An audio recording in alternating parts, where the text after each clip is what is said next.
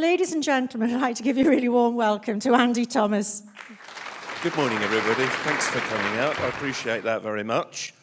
And as you can see here, that what I want to talk about today is the rather curiously titled Mechanized Liberalism. And I'm going to explain how that works as we go through. And I mean, are we going to be talking about conspiracies? A bit, maybe. Trump? Little bit. But really, I want to make a kind of a wider point about some of the things that are going on. And before we get to those things, I think we should talk about crop circles for a while. Yay! How about that? For those of you that are new to the symposium, this began primarily as a forum of debate about crop circles. That's how it began. The very first proto-event was in the upper room of the Blue Note Cafe. And there was such an amazing fascination with these new shapes that were bursting everywhere. Here are some from this year. Here's some from the early part of this year. Let's just have a quick look at what's been going on in the last few weeks, really, or the last couple of months. So, you know, as you can see, we're getting some pretty extraordinary stuff. Not all in England, mostly in England. That one was in Switzerland, I do believe. So we are getting really some rather wonderful stuff in the fields. And yet, what is very interesting is that is not the perception that you pick up, not only from the media, which of course now famously ignores them or only debunks them, but also from people within the crop circle research community themselves, which I find rather strange. So all these pictures I've just shown you there, this is current stuff. This is stuff that's going on right now, as it were. I think there's still a few left. You can get in your car, you can go and look at them. And many people don't even know that.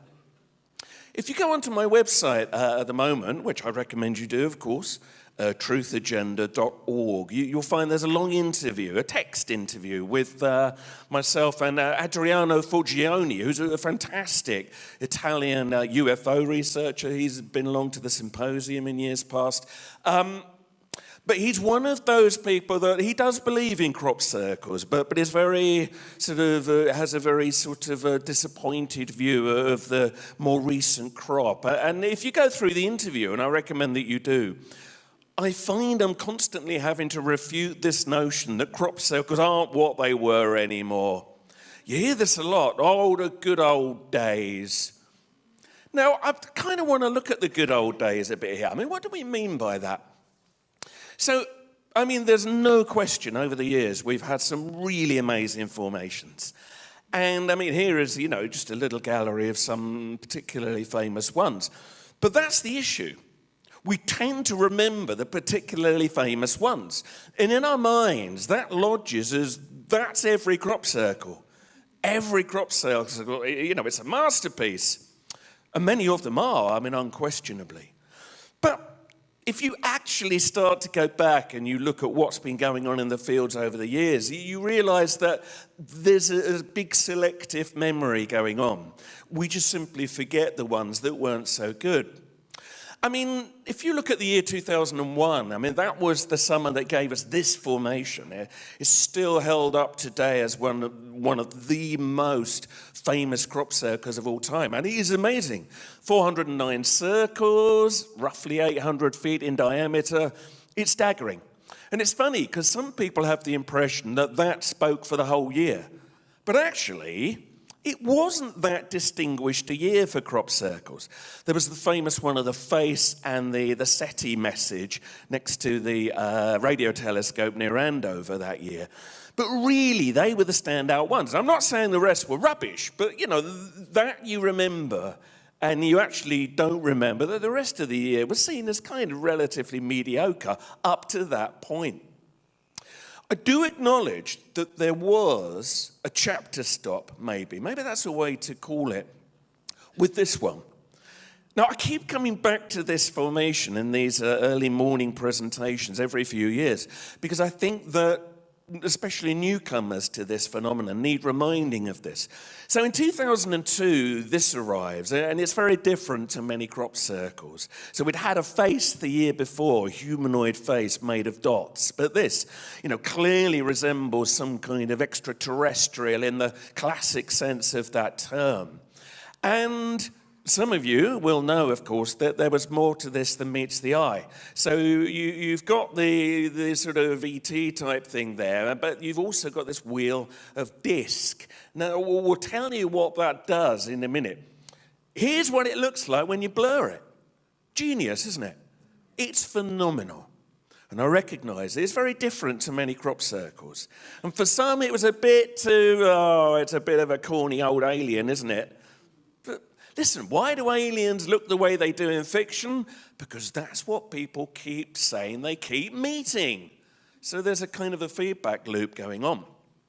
But in the end, it turned out that maybe the most extraordinary thing of all was the disk, which is in a binary code known as ASCII. Well, ASCII, of course, can generate text on a computer. So you can translate it into words. And this is what it says. If you've never heard it before, it reads, "Beware the bearers of false gifts and their broken promises. Much pain, but still time.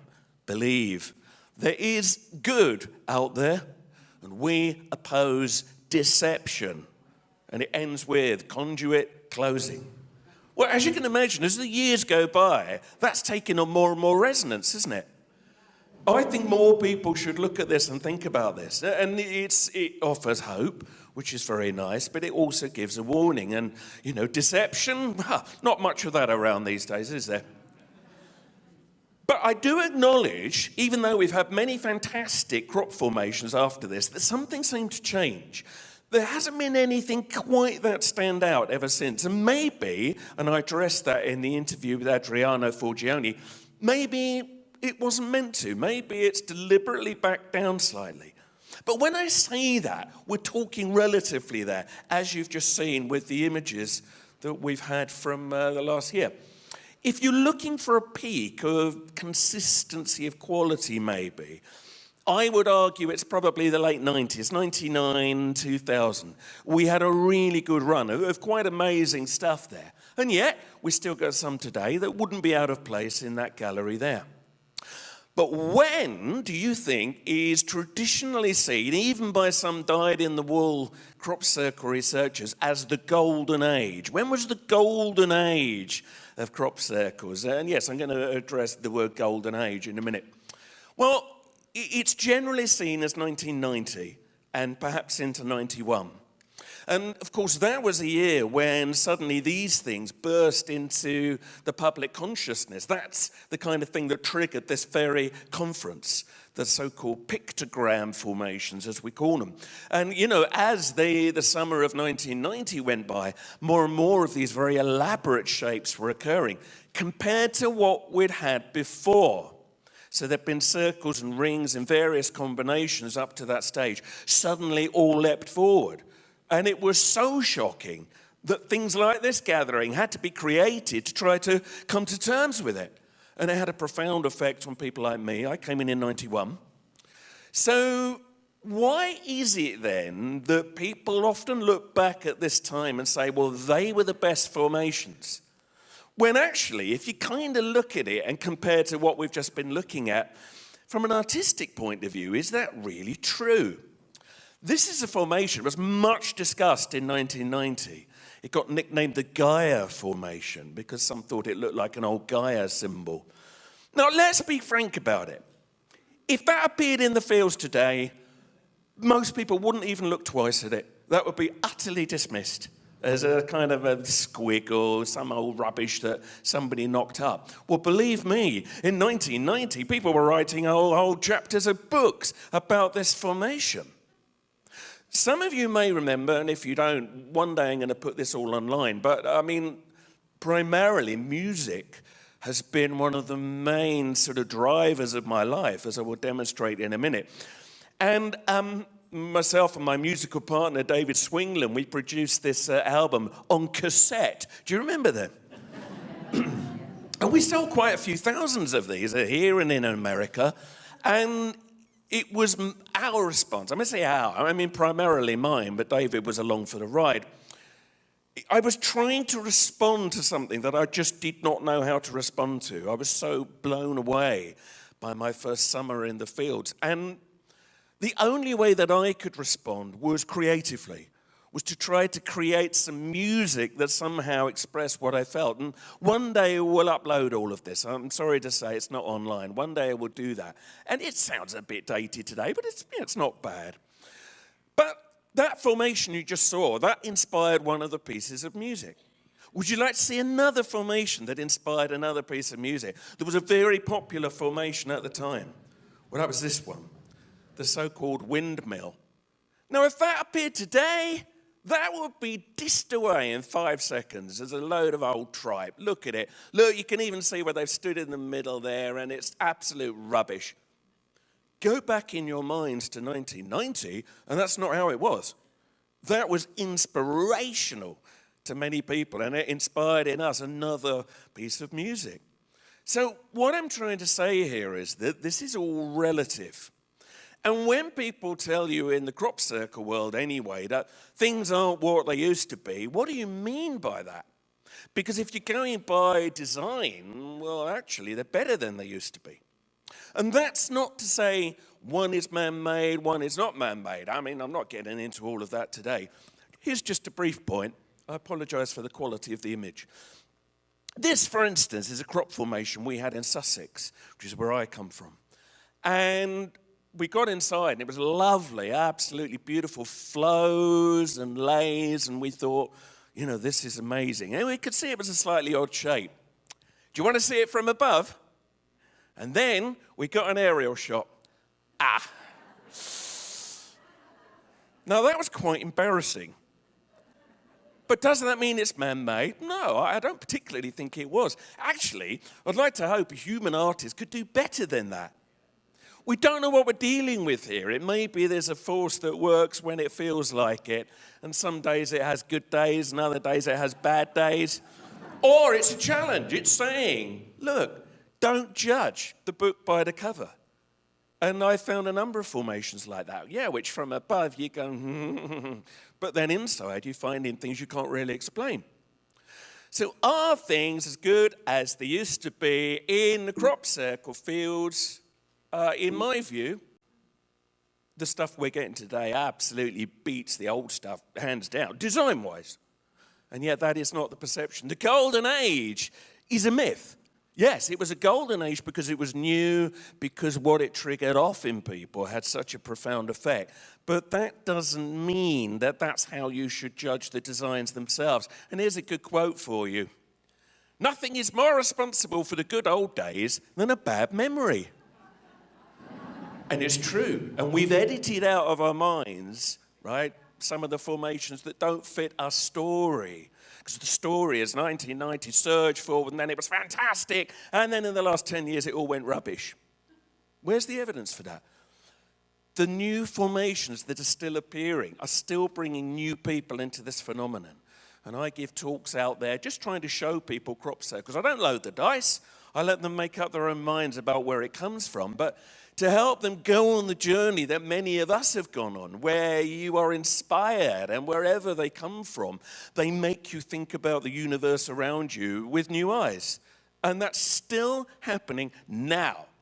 And so when you get these kind of people who've been in the crop circle world maybe a bit too long, and they've got a bit kind of long in the tooth and stale, saying, oh, it's not like the golden age when I was there, challenge that. Challenge that, because that is a very relative view. And often the people that are saying that, and I won't name any here, but there's some people that have long vanished off the scene, but they post up on forums looking, usually in other countries, looking at what's going on here, saying, oh, it's not like the good days when I was there. Well, maybe they should come here and they'll find it's still good days. So, is everything, right, as good as it used to be? Are there some things, though, that you can say are not as good as they used to be? Because, I mean, mercy, mercy me, things ain't what they used to be, could be the phrase for these times. You hear it everywhere, don't you? Now, I've addressed this in previous talks. I don't actually accept that the times we're in today are much worse than any other times. I think there's a confluence of events, and I think with social media and the rapidity with which information flows around, it feels like there's a lot coming at us. But I'd much rather live in these times than many other times. Personally, I'd rather be living here now than, say, in the Blitz, You know, I mean, it's all, again, it's relative. But I do accept that it does feel like a lot of stuff's coming up. And of course, for years at this conference, we've been talking about the need for that stuff to come up. We've all been talking about consciousness shift and change, and lots of people hope that would all happen on one day in 2012. Well, it was never going to be that easy, was it? So here we are, we're getting everything we need, everything we've always wanted. Now we're going, oh, it's a bit scary, isn't it? Get over it. Deal with it, because the stuff that is coming up right now is stuff that needs to be dealt with. And that doesn't mean you should celebrate the horrible things, but celebrate the fact that it seems to be now being dealt with. But where I do have an issue, though, and now we come to the title of the talk, is when you kind of get this mechanized liberalism. We're constantly being told now that we can liberate ourselves from some of the old ways. And the problem is there's often a slightly inauthentic way in which this happens.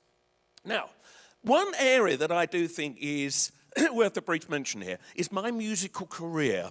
Right, this isn't to boast. I once had hair, as you can see from some of these images here, right? So music was my world. I mean, music has been everything to me. There is never a time, ever, where I don't have a tune running in my head. And I was in various sort of lineups with this guy, David Swingland. We got 2 interviews at EMI. We nearly got an offer from East West Records, and it didn't happen. It wasn't meant to happen, clearly. And here I am today doing this kind of stuff instead. But why I'm telling you this is to show you that music really matters to me, and I read a lot about it, and I still occasionally get up there and play. Me and a guy called Phil Light, we've been gigging for 33 years now, shockingly. And one day I'll be completely bored. But anyway, we're still playing, right? So music matters to me. But I also have, I think, an understanding of music. And one area I think you can demonstrate is not as good as it was is pop music. Let's just take pop music. Now, I'm not going to do the Mark Devlin thing today and say it's all conspiracy. Some of it is. Read Mark Devlin for more on that. And I think psyops has certainly been used in the music world. But, you know, I also believe there's something genuine there that's come through. We are incredibly lucky, if you like modern rock and pop music, to have lived through the period that we've lived through, I think. Well, certainly, if you came up through the 60s and 70s especially, everything was new. I mean, if you listen to the Beatles albums today, you can hear the language of rock being written in front of you, and it is extraordinary. But the trouble was, once they'd done it, nobody else could redo it. And then by the time you get into the 80s and you get synthesizers, which is not a bad thing, and that's what I've played for years, you get a brief burst of incredible, wow, this is all new, this is all fantastic, and then it starts to all get a bit stuck. And then everything starts to get a little bit more mechanized. And that's one of the issues. And it's generally reckoned that from about 1991 onwards, pop music goes into a kind of a repetition. It starts to sort of just go back constantly to what had gone before. It stops really creating anything new. And that doesn't mean there isn't good music around now. There is.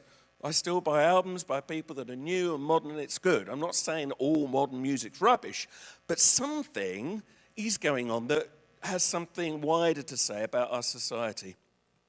One of my big inspirations was Peter Gabriel. And some of you may remember Peter Gabriel from his years in Genesis wearing flowers on his head. Okay.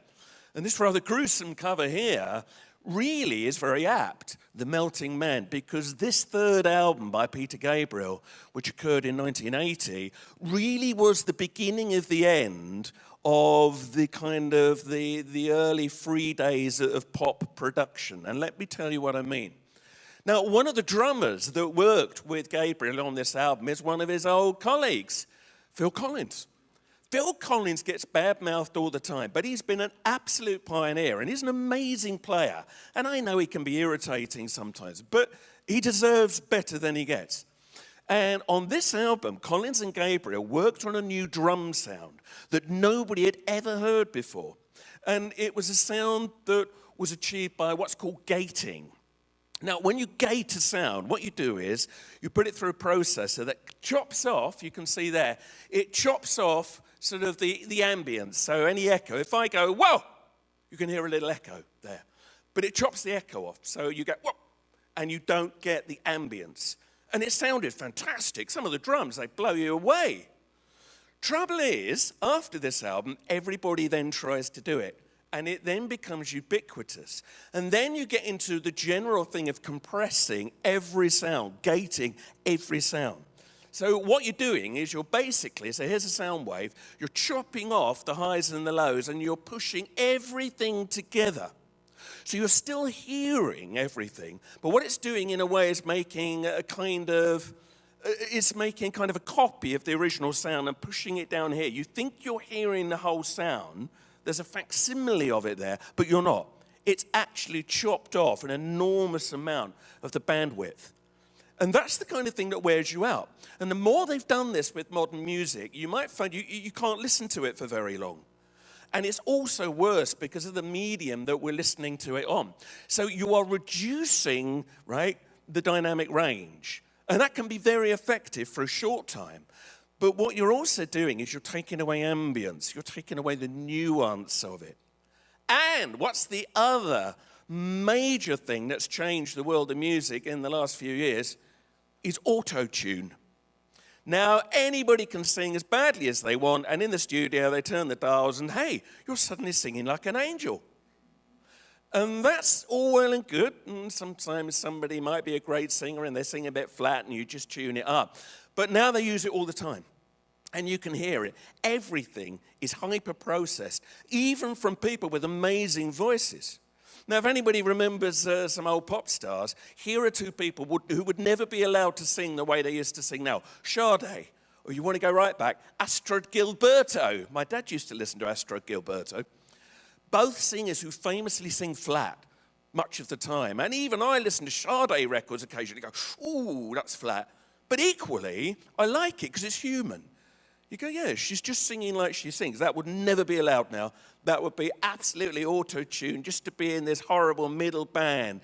And of course, when you do that, the more you do that, you're losing the humanity of what you're doing. And now, this is how most music is made. Now, I'm not moaning, because that's how I made a lot of music.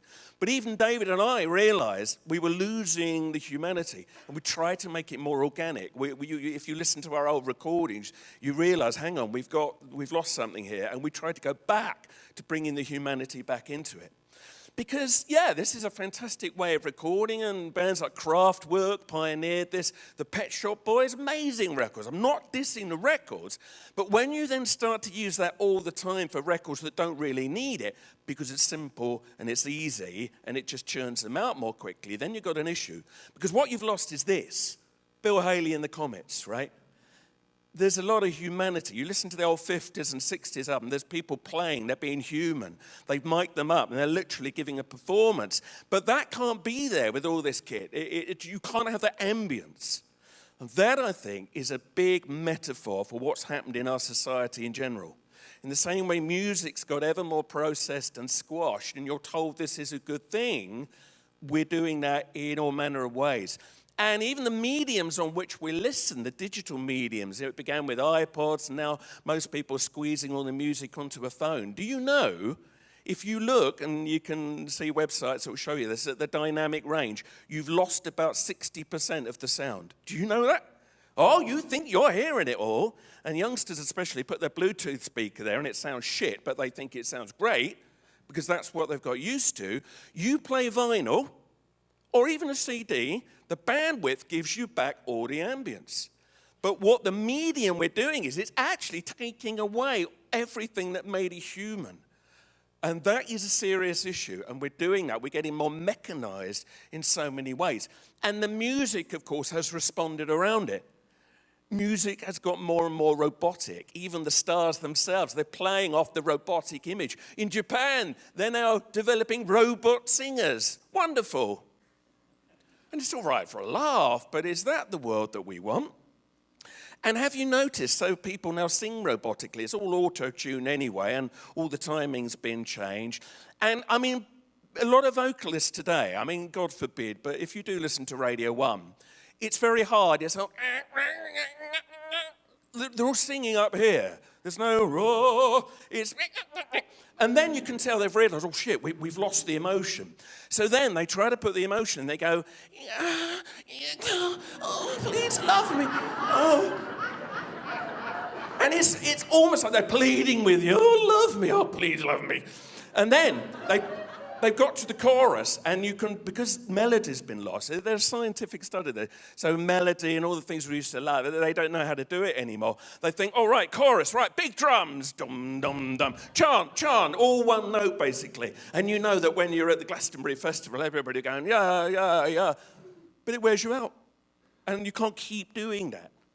That's absolutely a metaphor for so many other things that have happened in the world, I'm afraid to say.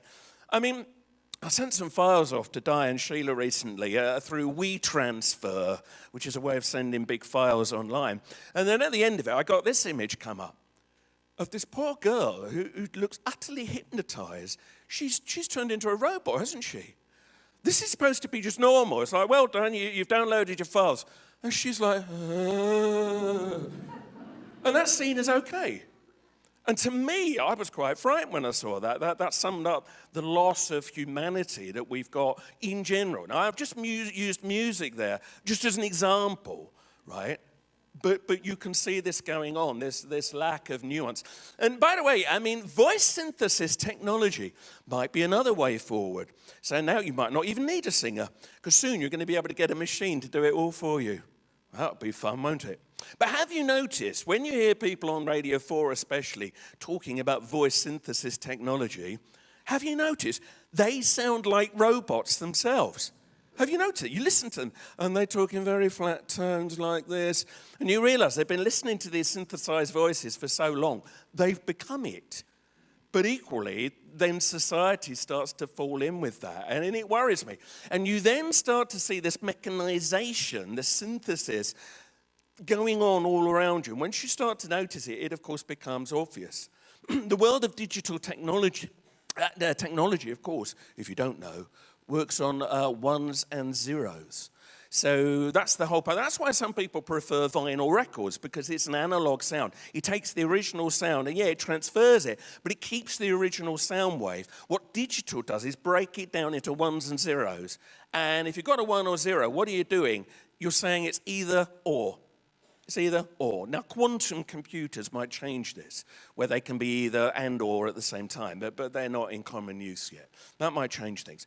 But that, again, says a lot about where we've gone. Everything has to be either or. And I've complained up here before about the lack of nuance, and how when you don't have nuance, you can't come to solutions on certain things, because you're constantly being shoved to the either or the or. And we're seeing this going on a lot. And quick advert. Yeah, you're right. I have written a book about Christmas. But I've come across the either or there quite a lot. So I love Christmas. I've always loved Christmas, and I love history. And I don't know what you know about what I do, but I often give lectures about history, not just mysteries, folklore. You know, I'm fascinated, especially English history. And Christmas is amazing. The history of Christmas is fantastic. And what I tried to do in the talks, and now this book, and next year it's getting a global release, by the way, is to show that Christmas is many things. Because some people go, oh, Christmas, oh my God, I can't bear Christmas.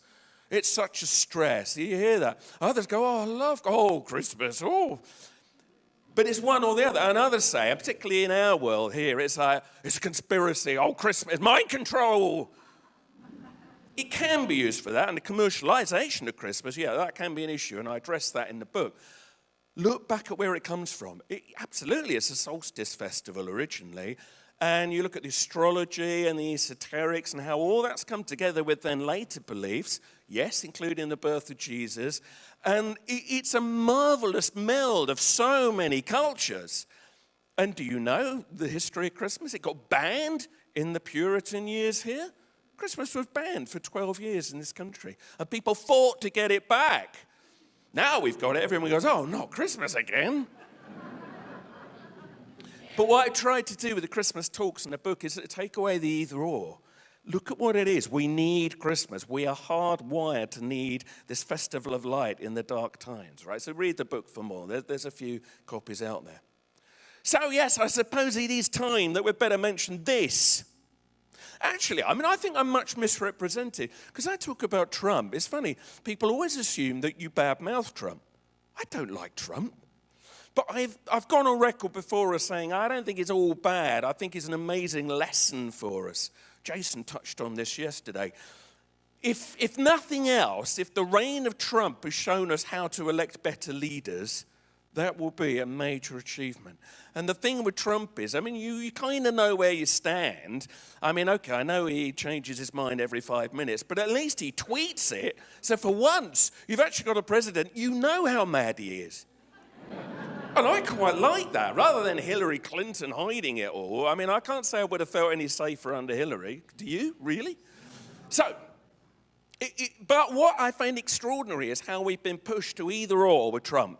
You're either absolutely for him, and a lot of people in America are, of course, or you're absolutely against him. And over here, from all the protests we've seen recently, it would seem you have to be against him. And any voices raised to support him, well, they simply don't get heard out.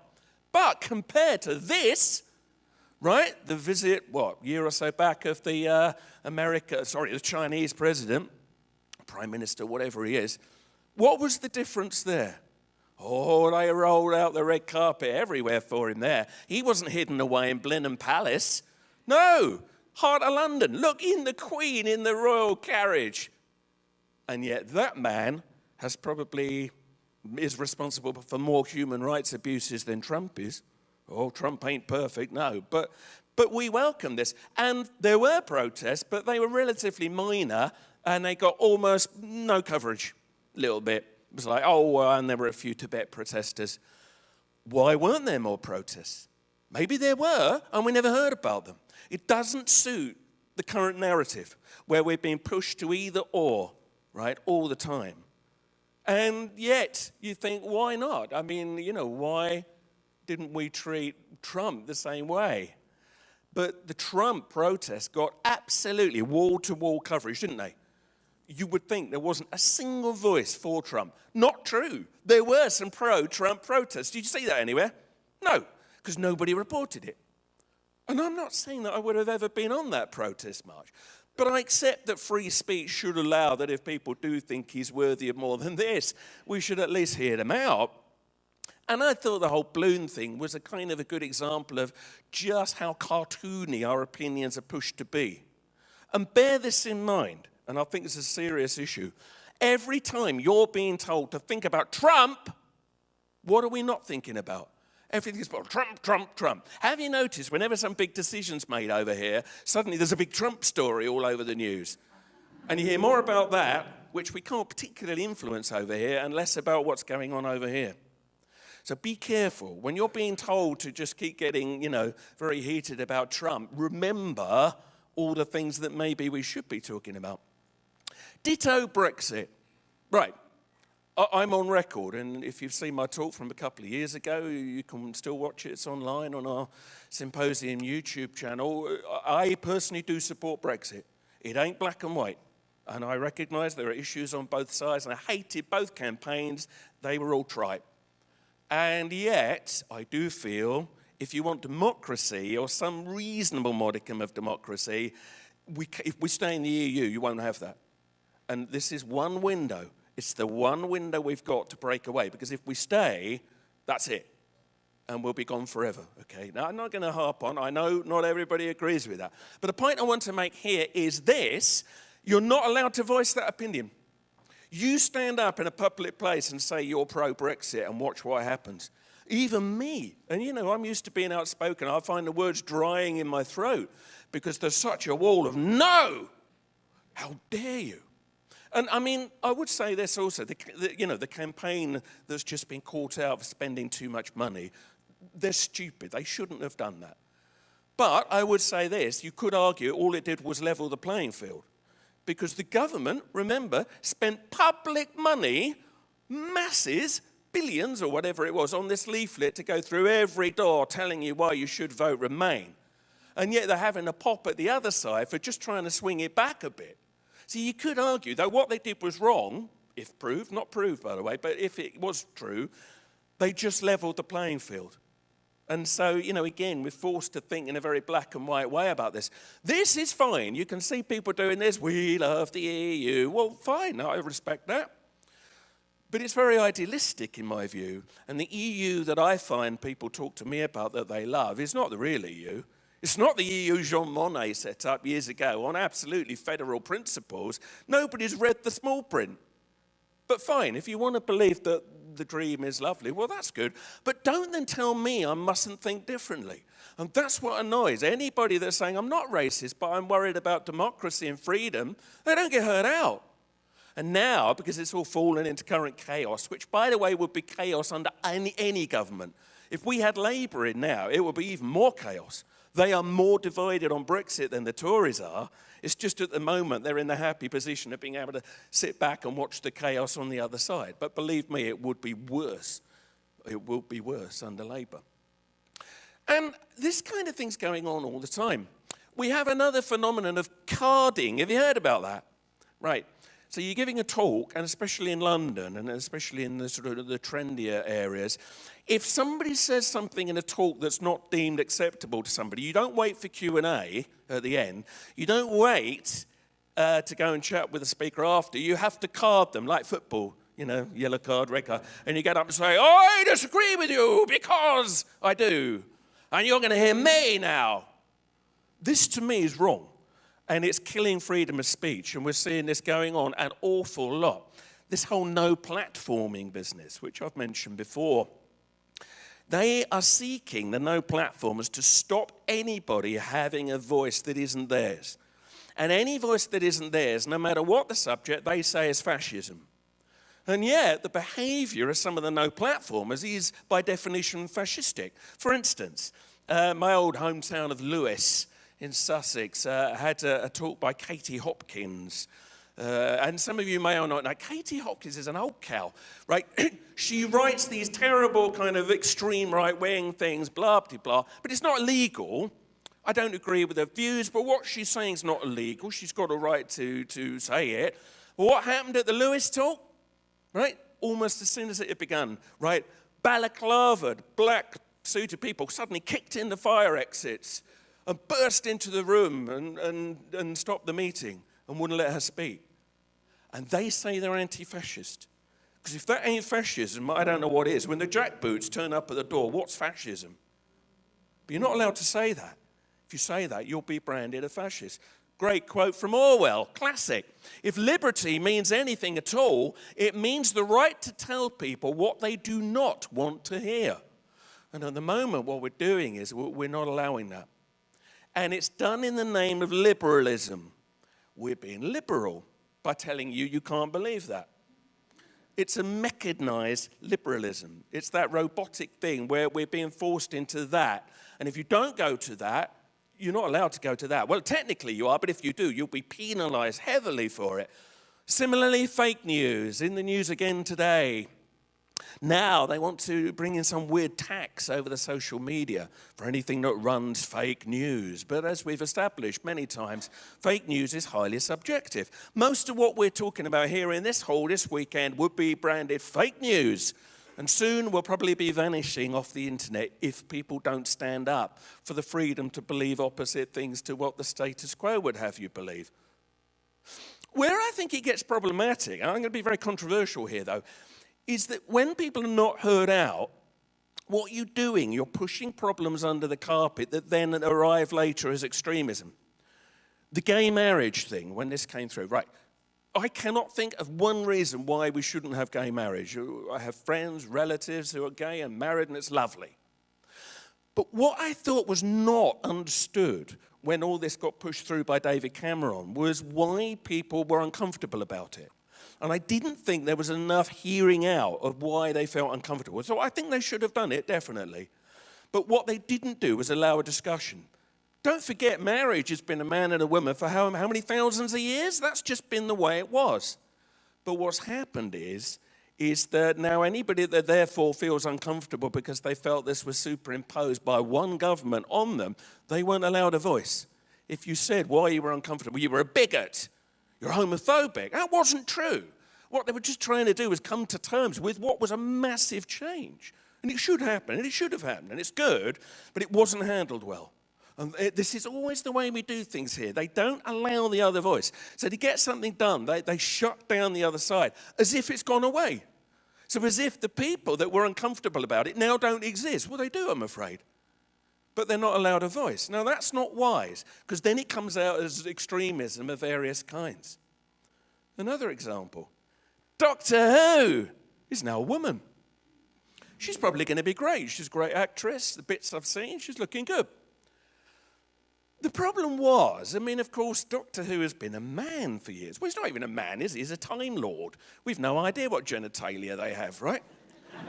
But, you know, ostensibly, right, all these years, Doctor Who's been a man. And I grew up loving Doctor Who, and he was a male role model. One of the things you hear about a lot these days is the lack of male role models. Well, Doctor Who was. And yet when suddenly Doctor Who's going to be a woman, which does fundamentally shift the whole emphasis of the programme, when a lot of blokes said, yeah, but that takes away what I felt strongly about. He was a good man. Oh, misogynist. Oh, you hate women, do you? Oh, bloody hell. You look at the Doctor Who forums, the debates that went on, and it wasn't what they were saying. Yeah, you always get some extremists and some idiots, right? And again, they didn't allow anybody to say, yeah, but, and oh, no. Doctor Who has been very good in being progressive, right, in many ways. Certainly racially. I mean, here's an episode with the last season with Peter Capaldi before he left. And they go to one of the frost fairs in Victorian London, one of the last frost fairs. But you will notice from these images there's quite a lot of black people around, okay? Now, there were black people around back then. But some people pointed out, hey, but hold on a minute, you're seeing a lot of black nobility walking around.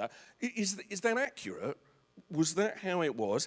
So when people started to say, you know, is that correct? Trying to be very kind and nice, right? This is what the then producer Stephen Moffat said. So he said, we've kind of got to tell a lie. We'll go back into history and there will be black people where historically there wouldn't have been. And we won't dwell on that. We'll say, to hell with it. This is the imaginary, better version of the world. By believing in it, we'll summon it forth. On one level, who can argue with that? You go, yeah, that's lovely. The Doctor Who world is not our world anyway. It's not our universe. It's another universe, all right? But I don't think this is understood what some people were saying. And something that came out of it, which again was quashed on the forums in 10 seconds, is, yeah, but if you're saying actually black people were in positions of influence and power back then when mostly they weren't, a few exceptions, mostly they weren't, aren't you saying that this never happened? If you've ever seen my talk about the history of English freedom, I talk with passion about the abolition movement. People did incredible things to ban slavery. It doesn't need to be said. It was one of the most wicked, stupid blots on human history ever. But Doctor Who, and I'm using that as an example, there are other BBC programs, especially now, that are rewriting history, effectively says this didn't happen. And does that not then steal something away from real black history? Isn't that us saying, oh, it makes us feel better about ourselves? It wasn't that bad, really, was it? We were all very nice. That's not the reality, is it? And that is an issue. And in fact, the very same story then gets itself into a fix narratively, because the Doctor, very uncharacteristically, then decks the slave trader for being racist about the Doctor's companion, Bill.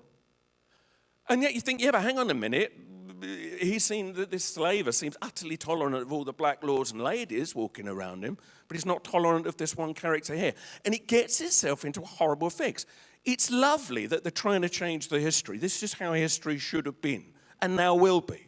Right? We'll get over all the latent, still remaining racism sooner or later, and it is horrible. And I recognize that's an issue around Trump as well. But you've got to allow for the fact that it is the way it was. History was the way it was. You can tear down every statue you want around the world. It's not going to change that history. And if you don't face the history that we were a part of, what are we doing? We're rewriting history, aren't we?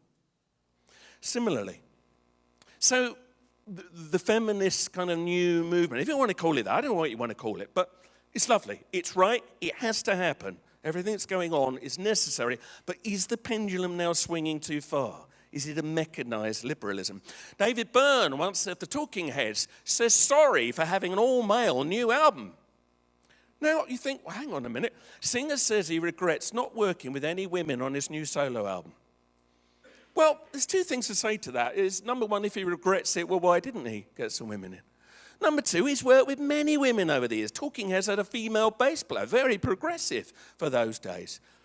And he feels now he must apologise, but maybe he just wanted to work with men. Are we now saying that's wrong? Absolutely. Full opportunities for all. Women should be given opportunities. Jason mentioned yesterday this interview between Jordan Peterson and Channel 4's Kathy Newman, and he's right. Check it out.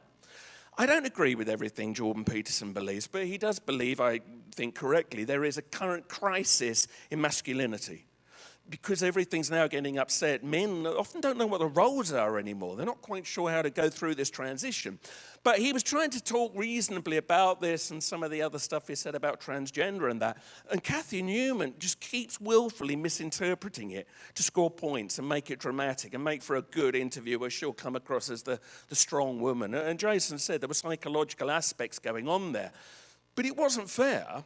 And after the programme, what happened was Kathy Newman got trolled by people that probably were extremists, saying, oh, you evil woman, you know, that's it, you don't want to hear what men think. And so then Channel 4 the next day put out a news story saying, Jordan Peterson, misogynist, right, confirmed because of all these emails we've had. He wasn't saying these things, you know, and yet suddenly all these trolls were apparently speaking for Jordan Peterson.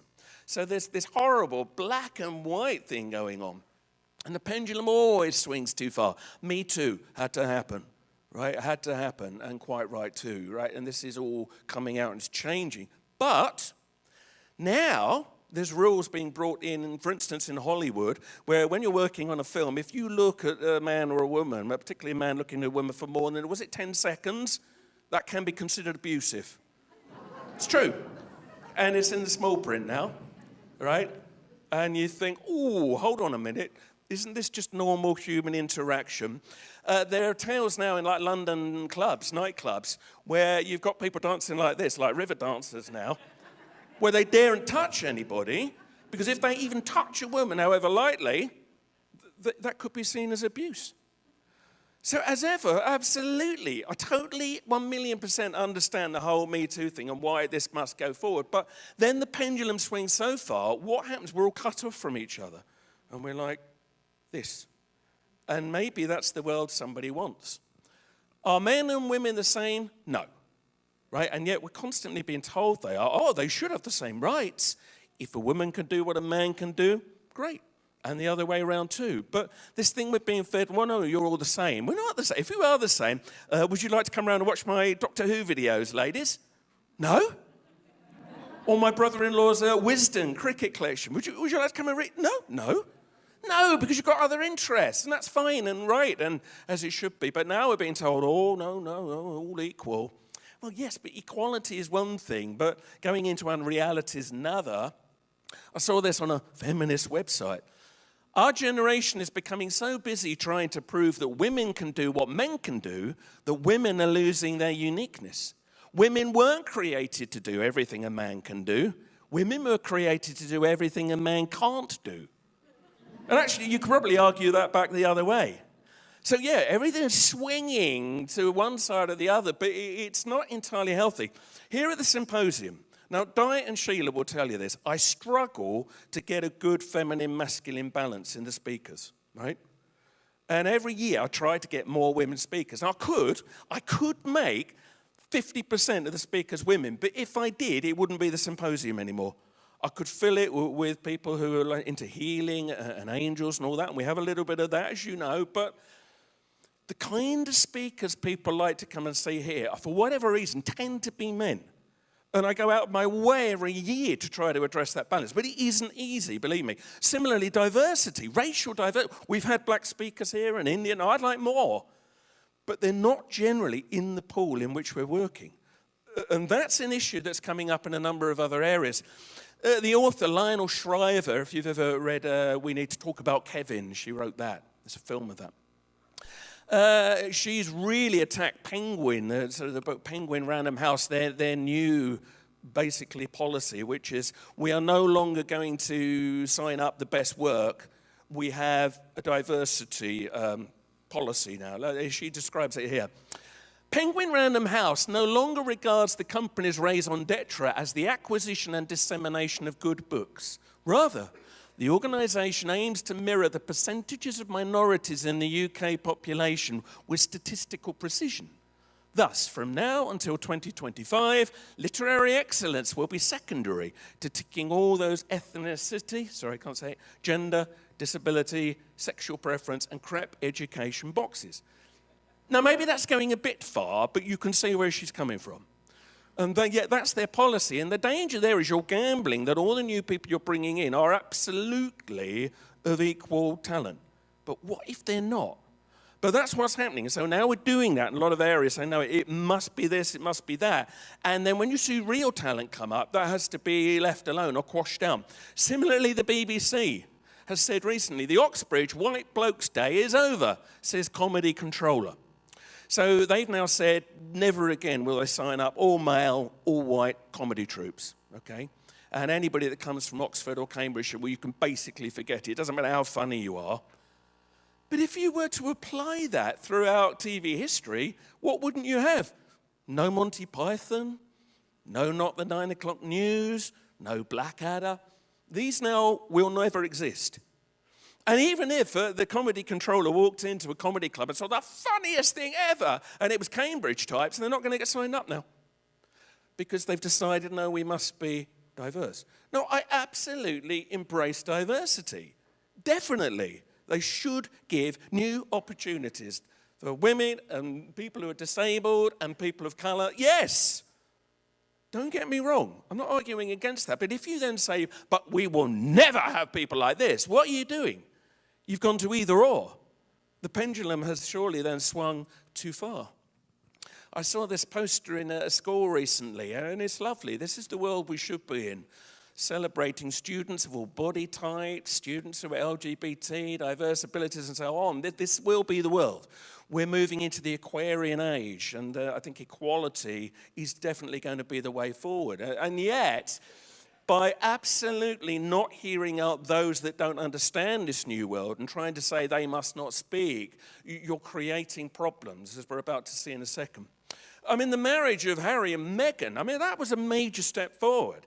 And we were able to show the world with that wedding that actually this is an incredibly accepting country, right? We're making inroads for race that are not happening in certain other countries. And yeah, I mean, the preacher man went on a bit too long, but he made his point. So we're doing very well here, but the problem is it then gets pushed ever further and further. And we're told we mustn't ever be tribal, right? And tribalism is a serious issue, particularly in Africa, because people are dying in the true sense of the word. But tribalism exists around the world, of course, and never more than in this country. One of the problems with tribalism is it's got associated with racists. Arthur Keith once saw tribalism as kind of a good thing, as a good evolutionary thing. And of course, other people say, no, this is a very terrible thing. So here's the thing, are we tribal or not? Well, many people think that we should be welcoming of all, but of course you've only got to look at the right-wing movements now around Europe, and because they feel they're not being heard, what's happening is they're getting more hardline, and that is a problem. Have a look at this video very quickly. Right, this is us scoring a goal in the World Cup the other day. So we just scored a goal, right? Are we tribal? Yeah. Of course we're tribal. You get the idea. We're tribal, and things like the World Cup absolutely rely on us being tribal. And yet, it's funny, we're tribal when it suits us, aren't we? And then we're told never to be tribal when it doesn't suit the mechanized liberalism. Liz Green, very fine astrologer, says this is an issue. And particularly when Neptune goes into Aries in April 2025, she's expecting a massive pushback of nationalism and all the mechanized liberalism, which hasn't heard the voices of the other lot, the pendulum's going to swing back the other way.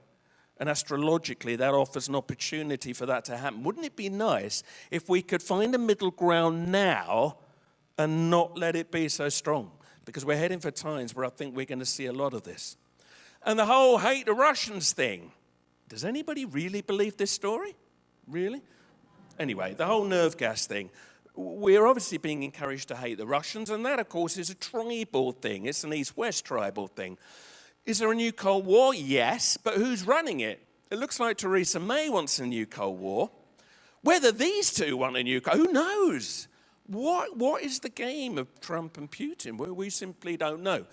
But we are relied on to be tribal when it suits those that want us to hate.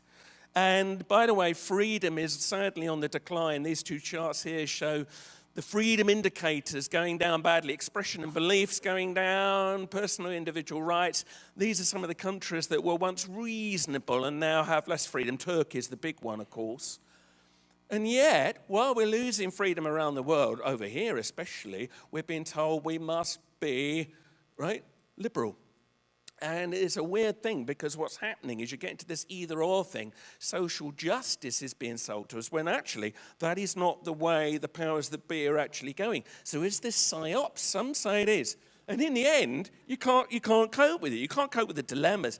You can't cope with yet another story on the radio trying to sell you somebody's idea of freedom, but by doing so, shutting off somebody else's idea of freedom. Until we find the middle ground, we are not going to get a solution. And by the way, so they've now said you will be able to have cannabis oil, right, if you need it for medicinal purposes. Why did they hold that back for so long? Well, for obvious reasons, because they make so much money out of pharmaceuticals. The minute you say that cannabis oil, which is fairly easy to get hold of if you know the right people, it is, you know, the minute you say it's legal, well, they've lost their cartel control, haven't they? By the way, do you notice something about that picture? Look at it in its whole state. Alamy stock photo. Have you noticed how many photographs on the internet now have a copyright symbol stamped on them from Getty or Alamy, even stuff that you would think would be out of copyright? And what they're doing is they're buying up old images, making slight alterations, and then giving it their copyright, and then taking the originals out of circulation. And that, to me, is taking away human knowledge. And you take away the images, there's something naughty there. We ourselves at the symposium have found our videos being taken down by YouTube because somebody's challenged the copyright. When it's our copyright. But it's also a good way of taking this stuff out of circulation for a while. So let's wrap this all up. We're dealing with a lot of stuff at the moment, and in the digital world, this mechanized liberalization that we are being sold, in the end, can have a very negative effect. The intentions are good if they are done for the right reasons. But sometimes you feel we're being told to do good and right things for the wrong reasons, and that's where we're getting into trouble. And as the world gets ever more mechanized, this is going to get somatosed into the next generation of what we're going to be. And sadly, this will be the future sooner or later if we don't stop it. We'll either all be robots or part robots, but we will have at the core this robotic way of thinking too. And by the way, have you seen the new arsenal these robots have got? Let's hope they never turn against us like Terminator, eh? The world has moved on very rapidly. There are people in this room that still remember the rag and bone men coming down the road, steam engines. We've seen today how music's changed incredibly in a really short period of time. And yet we're told you must cope with that. You shouldn't have any issue with that. You see things like this. If you don't do social media, you're a dinosaur. Are you stuck in the 70s? That's not fair. And what it does is, of course, then create the other view of the people that are being told they're out of date and mustn't have their views. They then point the finger the other way and say, oh, well, you're millennials and you're snowflakes. And there is an issue with, I think, people born in the millennial years that can't seem to cope with things so well. That in itself surely is an issue. Rather than condemning them, shouldn't we be looking at why? There's something wrong that they don't feel they can cope. And the bombardment of information and control is part of the problem, surely. Either or, what is it really about? What's it really doing? It's creating polarity. And when you create polarity, it is, of course, classic divide and rule. So we began this with crop circles. Let's end it with circles. These are the kinds of things that I think offer genuine, right, liberation. Because they liberate your minds. If any of you here have done this journey with the crop circles, you will know that you can't really get to an either-or answer with them. And in the end, if you don't embrace that, you will go mad.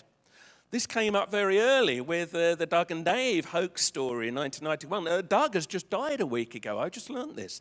So Doug and Dave are now gone. Dave's been dead for years. So we're now in a new era. But this was the era into which I was born with the circles. I had a summer of going, oh my God, this is amazing. And then that story broke in the September. And I had to cope very quickly with where I stood. And I immediately realized that whatever you thought about crop circles, this was a lie. However many Doug and Dave made, this was not the whole story by a long chalk. And so it led me here. And here, we gather in these halls to what? To talk about mysteries and things that liberate you, because when you start to look at things like big crop circles, UFOs, other paranormal phenomena, the rediscovery of ancient knowledge, and trying to get debates going about what freedom is and how we preserve it, you realize that by not being either or and trying to have a nuanced debate is surely the way forward. But the tops of the people, or the people at the tops of the pyramids, well, that's not what they want, is it? So be careful. I made this in my garden recently. It's funny, isn't it? Maria Wheatley mentioned yesterday people making stone circles in their garden. And this is something, we had some spare rocks, and I've always wanted a stone circle in my garden. I'm going to make a stone circle. And do you know what? It immediately became sacred space because it was done with the right intention. All it is a few rocks, but I put them there with a real intention of creating sacred space. So even if you want to argue crop circles are man-made, it might be to do with the intention with which they were made that matters more than the fact that, you don't know the exact origin. My way of finding liberation, personally, is to stand in the middle, literally, of these things and the issues they raise, and try to be aware of both sides. If you don't do that with crop circles, right, you'll have a hard time.